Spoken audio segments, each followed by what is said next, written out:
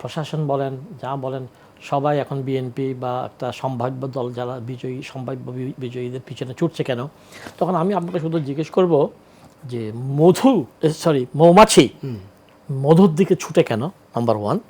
তারপরে আপনার পিঁপড়ে চিনির দিকে ছুটে কেন? আমার এই কথা সবাই বুঝে গেছে। মধু তো অনেক ভালো জিনিস, আমি নিজেও মধু পেলে খাইতে চাই। এখন বিএনপি যদি মধু হয় তাহলে তো নিশ্চয়ই সবাই সেদিকে যাচ্ছে।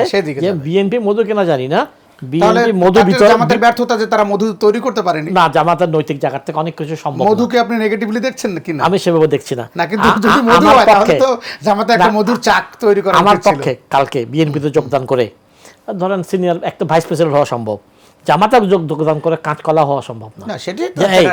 এই যে ক্যাডার পলিটিক্স, তো এইটা দুটো দলকে আলাদা করে রাখছে বৈশিষ্ট্যে। আপনাকে আমি এই একটা দিলাম।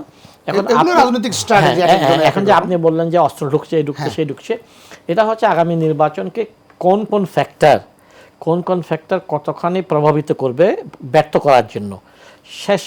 শেষ বিচার আমরা দেখব নির্বাচন কতখানি সফল হলো।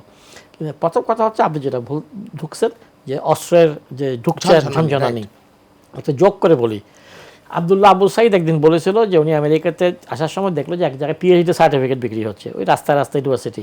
সো উনি ওই একটা সার্টিফিকেট কিনে নিজের জন্য উনি চলে যাচ্ছেন। তখন বলে দেখে আসো, বলে আমরা এখানে এর জন্য ঘোরার জন্য পিএইচডি বিক্রি করি, তুমি চাইলে একটা ঘোরার জন্য পিএইচডি কিনতে পারো।